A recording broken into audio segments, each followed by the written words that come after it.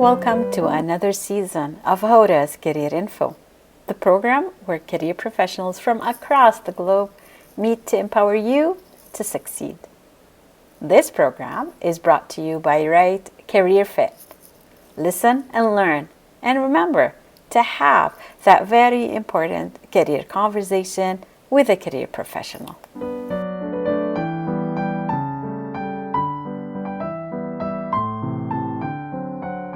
We're going to have successes and we're going to have quote unquote failures in our lives, which is to say, we're going to try things that go well and we're going to try things that don't go well.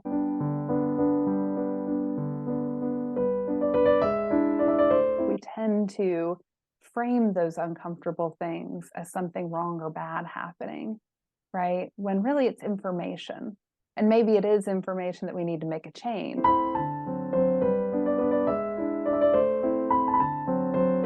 I hope that we can all practice being uncomfortable with curiosity rather than aversion.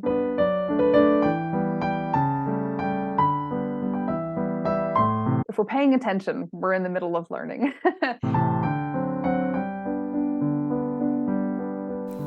Thank you for joining me in Hoda's Career Info, your career program where guests from across the globe share career tips and personal stories to help you successfully navigate your career.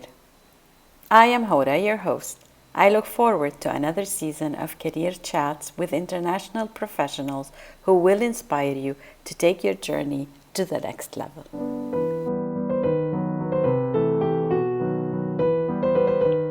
My guest today is SB Rawz.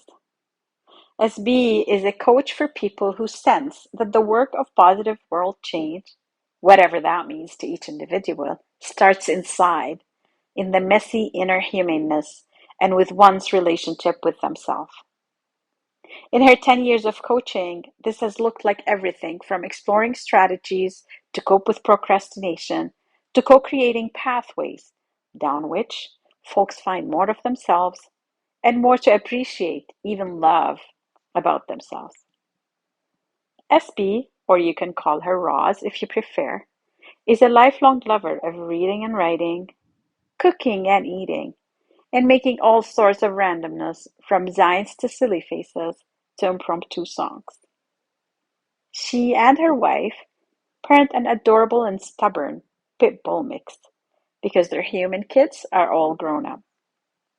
You can learn more about SB on her website, rawzcoaching.com, or on her YouTube channel, the link of which is available in the comments section.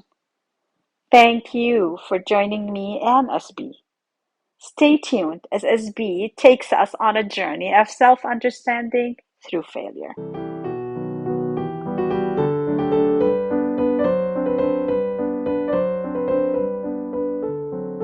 Welcome, SB Rawz, to Hoda's Career Info.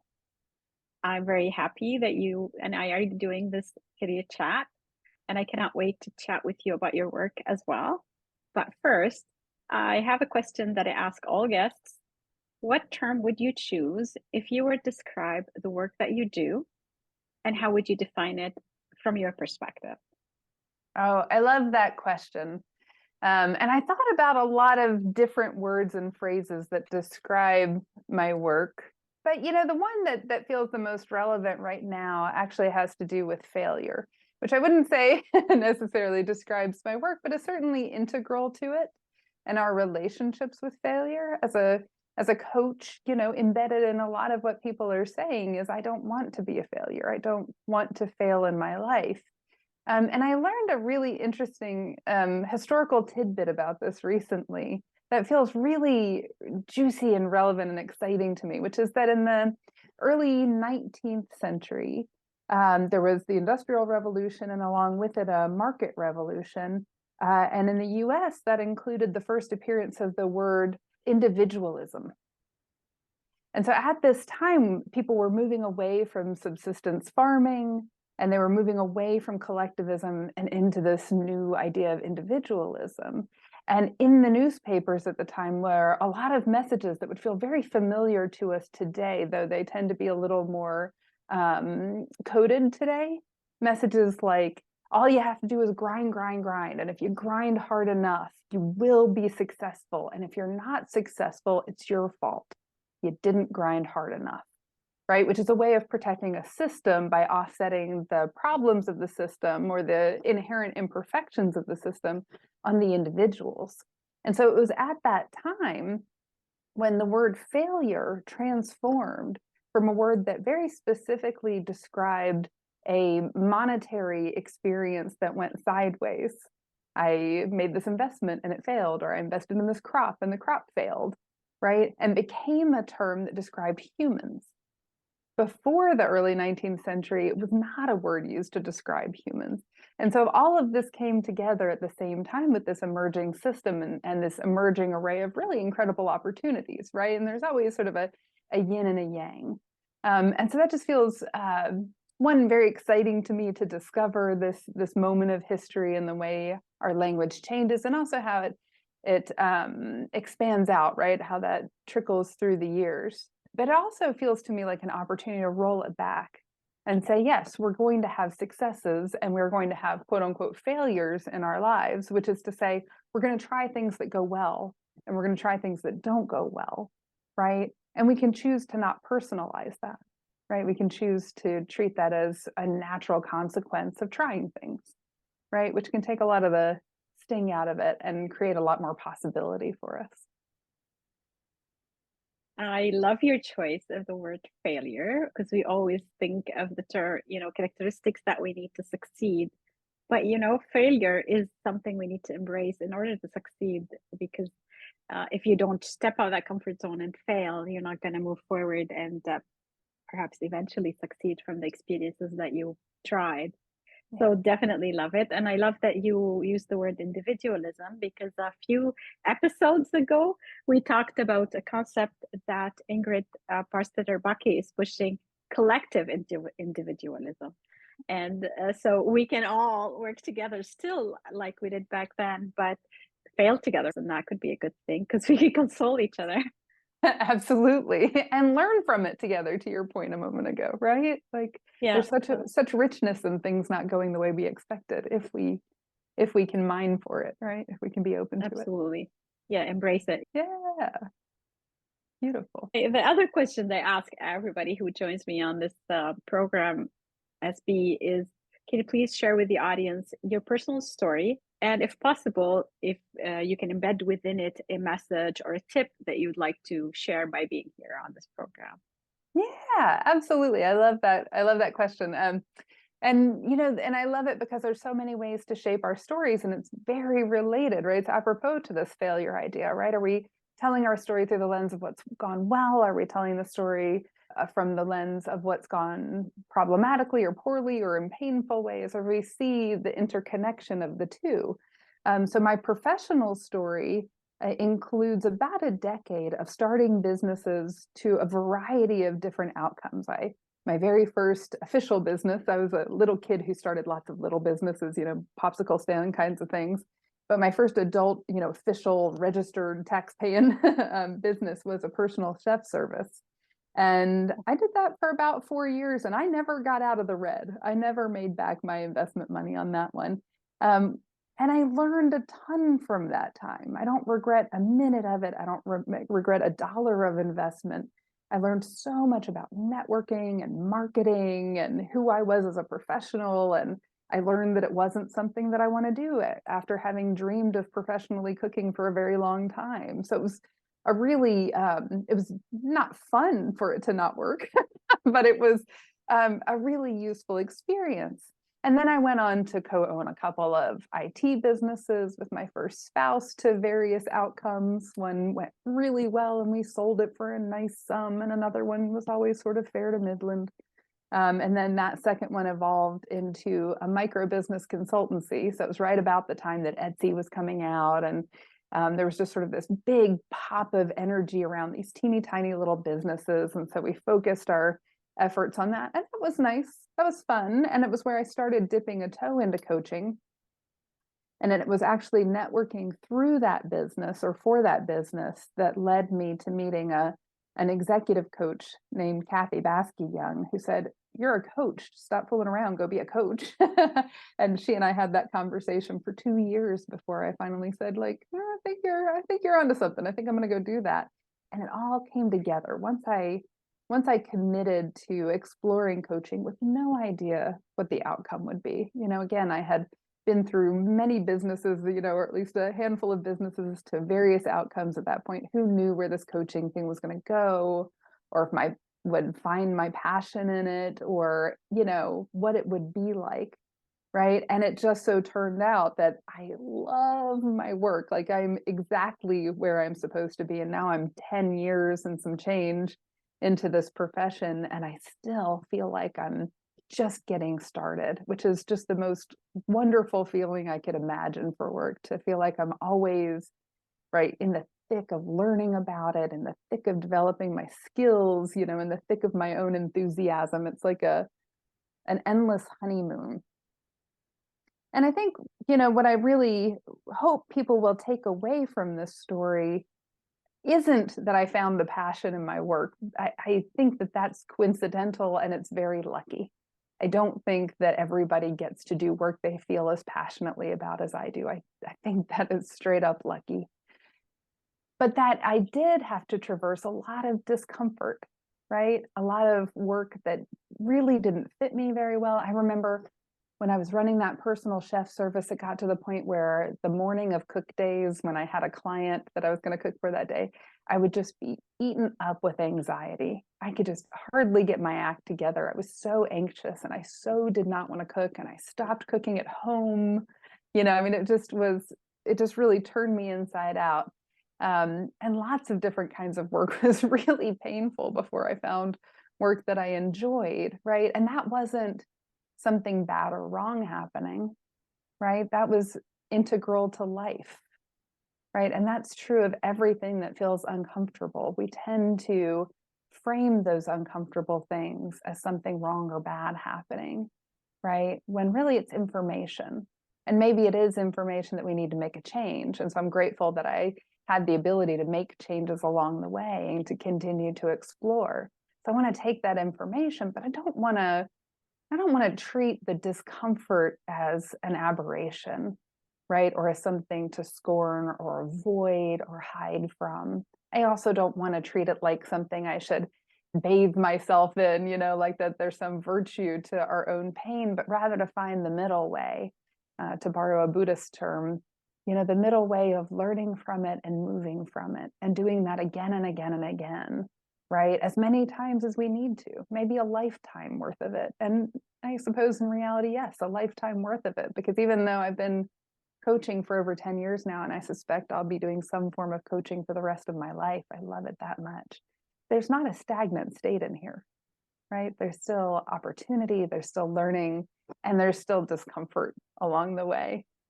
Yeah. And so I hope that people can hear that. I hope that we can all practice being uncomfortable with curiosity, rather than aversion. Well, your story, SB, aligns perfectly with your term, the failure term, in that you really did try different things. We encourage experimentation. You tried different opportunities, and you were perhaps not okay to fail, because I'm sure there was a bit of sadness in there. Sure. But the way you look at it, build info and opportunity to learn, is definitely what we push when we say it's okay to fail. The next question is, now we get to talk about your work, SB, and about your services that you offer. I want to specifically focus on a program. The name of the program is You, the Foundation. What is this program about? So it's a two-part question, but you can blend them or answer them separately. What is this program about? And the other question will be, who are the target clients for this program, ideally for you? Great, thank you. Yeah, so one of the things that I really firmly believe about coaching is that it really has to be customized to each individual. I don't believe in blueprints or anything like that. And all of us humans, we're a whole lot alike. And so I've noticed over my years of coaching, again, I've been doing this for a little over 10 years now. So there's been a lot of time to collect data from a lot of humans that I've had the great pleasure and honor to coach. And so I've noticed that one of the commonalities we all have is a push-pull in us. And so the pull that sort of can pull us back from ourselves and pull us back from our willingness to be uncomfortable and our willingness to explore and be in failure are those negative or overly challenging voices. And I've come over the years to call them innerlings, as though these little beings inside of us that have formed at different eras in our lives. And when these little innerlings formed, they were giving us strategies for survival that were relevant to that moment, right? That were relevant to the challenges we had then. And they don't ever unlearn that strategy. So our lives continue to change, our challenges change, our needs change, but the innerlings want to deploy the same strategies over and over again, right?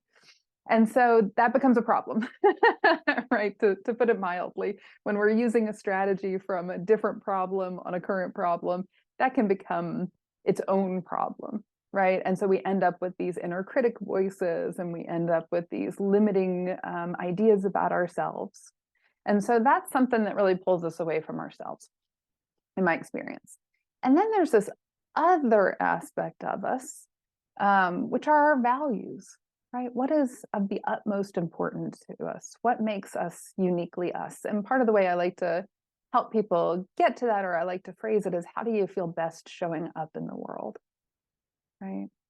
And so that to me is the push, right? When we can live into our values, when we're honoring our values, we have our own wise guidance for how to move into and through the discomfort, right? How to move into and through our curiosity, right? And to evolve ourselves and our lives in really affirming ways toward, the capital letters of life well lived, right? Life well lived. What does that mean, right? And for each of us, there's going to be a unique answer. But I think our values give us the guidance for enlivening that, for discovering and creating that. And so the foundations is about unearthing, or beginning at least to unearth both of those things. Who are each individuals? Who are your clients' innerlings? What are their unique messages? And what do they need to settle down a little bit? How do we address and even love on those parts of ourselves such that they can get a little quieter, right? And then how do we recognize our values in a way that they become guiding posts for us, that time and time again we can return to them and say, okay, I'm in this conundrum. How do I be in this conundrum in alignment with my values? Or I'm trying to make a decision. Or my gosh, we're coming up on the holiday season. How do I go into the holidays and the stresses in a way that I can feel good about how I showed up? Well, my values are going to tell me. And so that's why I like to call it the foundations, right? The foundations. What are these essential parts of self? And then we can build on there, right? Then all the other tools and the ideas and decisions can rest on this foundation more comfortably. That is very cool. And is it a group program or?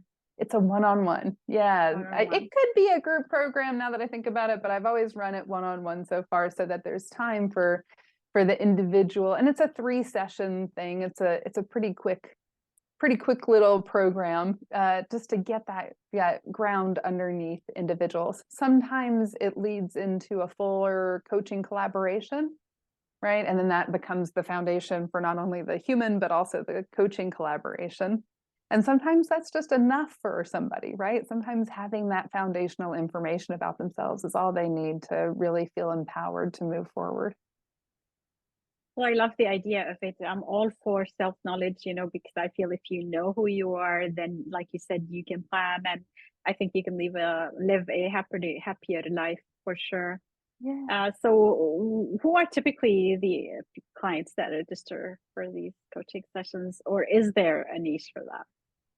Yeah, I mean, it's always, right? I mean, though it's not a tidy niche, right? It's a psychographic, not a demographic, right? It's people who are, one, invested in living fully into themselves and into their lives. And often that includes a flavor of wanting to be a part of making the world a better place, which can mean so many different things, right? Being a really fantastic manager in a very large organization can make the world a better place in that context, right?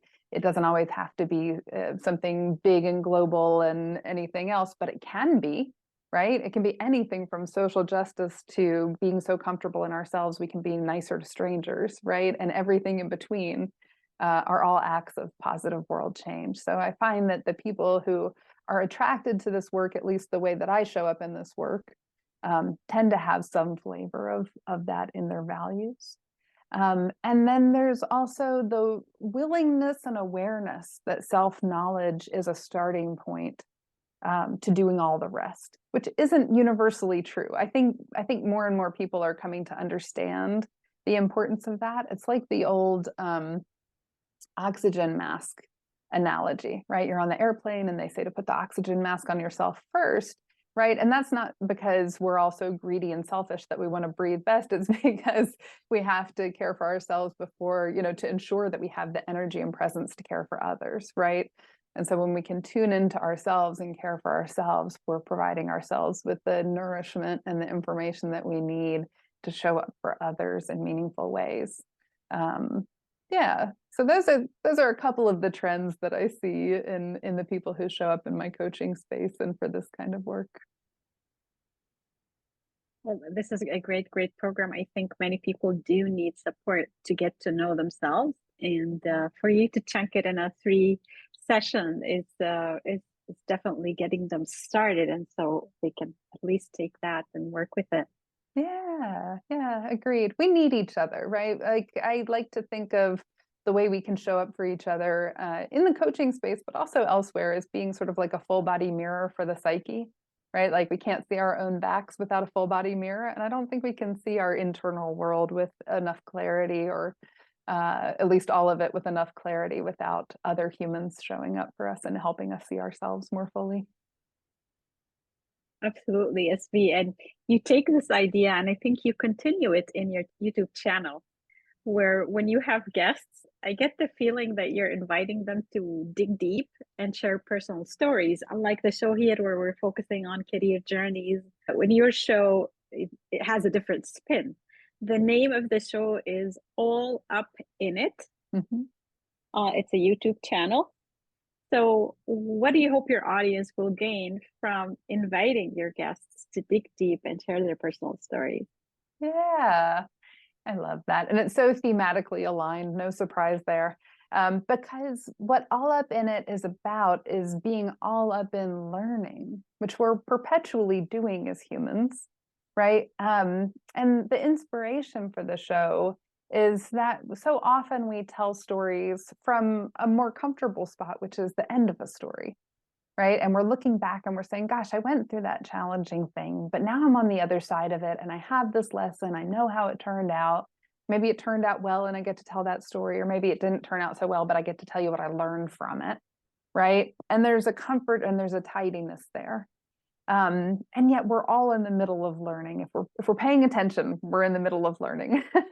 And so I wanted to create a space where people were courageously showing up and saying, I'm in the middle of learning this thing, and I don't know how it's going to turn out.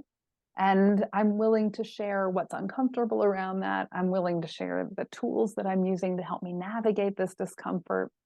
So, for example, one of my conversations is with a dear friend and colleague, Jordan Mercedes, who has spent her life practicing being courageous. And she has done a bang up job of it. She has done fascinating things with her career and her life, and it's all been through the muscle of her courage. And when she came to the All Up in It conversation, she was exploring what it would look like if instead of leading with courage, she led with ease. Not that she was giving up courage or bravery, those are always going to be really important to her. But what if she prioritized ease and saw what that did for her life? And she was very clear that like she didn't know where this was going. And maybe next year she would say, nope, ease isn't my lens. I'm going back to courage. But she was checking it out, right? And TBD, right? We'll see what the data is from her experiment. We've committed to having another conversation next February, a year from our first one, just to see how that experiment is run. And so I do hope that people watching it will feel in good company more than anything else. That, when we are in the midst of discomfort, it tends to be quite alienating, right? We tend to imagine we're the only one experiencing that brand of discomfort, and that we look around us and everybody looks so comfortable and so polished, and we think, gosh, everybody else has something figured out that I just don't know yet, and so I'm here struggling. And so I hope that people watch this and realize that no, like we're all up in it. Every last one of us are all up in our own learning journeys, and I hope that's comforting in its own way and inspiring. I want to thank you for connecting the show to the title, is that we're all up in it. That is very cool. And definitely, I mean, we learn from other people's stories, and then we put ourselves in their shoes sometimes, even if we haven't been in that experience, and we learn from their experiences. And that's what I love about your show. Thank you. SB, you and I have talked a lot about stepping out of comfort zone, pushing each other to do it. I am curious, what do you have coming up that is going to put you out of your comfort zone now, or perhaps in the near future? Well, that's something I'm all up in, actually. So one of my latest projects, and we just had our first run on Sunday. So we're this past Sunday, a few days ago. So we're still debriefing it and learning from it. But my mother and I are in the middle of our very first ever professional collaboration. And so my mother, when she retired from her career in academia, started her own coaching business, focusing on issues of aging. And inspired by our own experiences and witnessing other people's experiences of going through hardship and not feeling well held, not feeling as though other people could show up for them in the ways that they needed or the ways that we needed. We decided to start a little free class, our gift to the world, on holding space. And that's the name of the gathering, holding space, how to be there for people going through hard stuff. And we've never collaborated in this way before. My mom and I get along like peas and carrots. She's one of my favorite people in the whole wide world. I feel like I'm really won the mom lottery in a lot of ways. But learning how to collaborate in the professional space has turned out to be surprisingly challenging, just in that we have different styles of presentation. We both love facilitating conversations. And she's very studious and meticulous, and she gets her outlines together and she rehearses and rehearses and rehearses. And I'm more of a like, basically what I want to say in the direction I want to go in. And we'll see what happens when we get there. And so our first session was a real adventure of discovering each other and discovering something new in our collaboration. And also creating some space where our first participants were able to really teach us a lot about holding space and remind us that it really, again, starts with each individual. It starts with our own individual ability to check in with ourselves and what we have available to offer other humans, and how we need to care for ourselves in order to show up for other humans. So I'm really excited to be embarking on this with my mom, and to be putting something into the world that we both find really personally meaningful and very aligned with our values of positive world change. Well, the message is definitely important and definitely needed, because a lot of people are living without their community, without a family, and it's nice to have that to go to and feel safe, a safe environment to express what's going through their minds. Absolutely. And to collaborate with a parent. I would love to hear how that goes. They say don't collaborate with family because it might cause problems. So it'd be interesting to see how it unveils.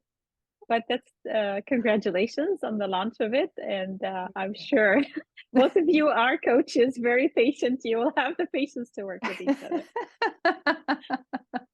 Yeah, we'll learn from it and we'll see what happens, right? Maybe it'll turn into something we do individually, but I think we're off to a good start. That's great. And congratulations on that. SB, these were all the questions I had prepared for you today. Was there anything else that you would like to add to wrap up the episode? There is one thing. I sometimes say that if there was one thing I could put in the water for everybody to drink, and sometimes what I say after that changes a little bit, but really almost always what I say and what I feel and what I wish for everybody is self-compassion. I think generally speaking, most of us are much more able to offer gentleness to other people especially people we already care about, far more than we are able to be caring of ourselves. And everything that we've talked about today, from failure and experimentation, and discomfort and showing up for other humans, all of it becomes so much easier if we can be gentle with ourselves. One of my favorite self-compassion practices is a really simple Buddhist practice. And you just put your hand on your heart and you say something like, "Oh, sweetheart," right? Or "I care about this pain," or just something little and simple, right?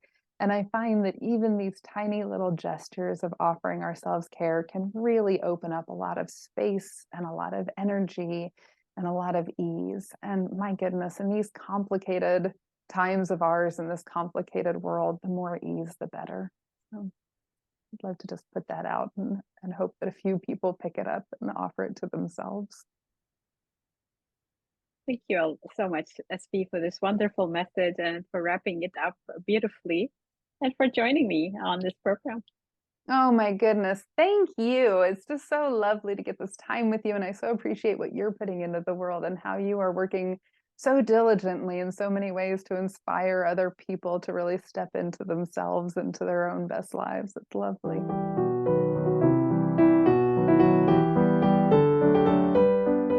You've been listening to Hoda's Career Info, the program where career professionals from across the globe join me to empower you to succeed.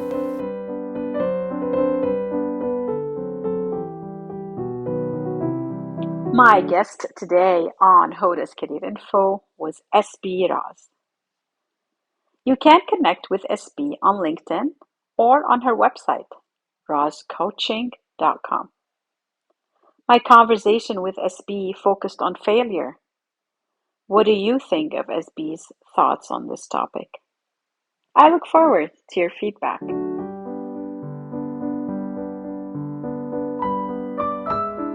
Please remember that you can listen to Hoda's Career Info since it's also dropped as a podcast. To let me know if you are interested in an opportunity to talk about your work, you can send me a direct message on my website, rightcareerfit.com, where you can also sign up for my newsletter to stay up to date on the latest episodes. Don't forget to share your feedback in the comments section.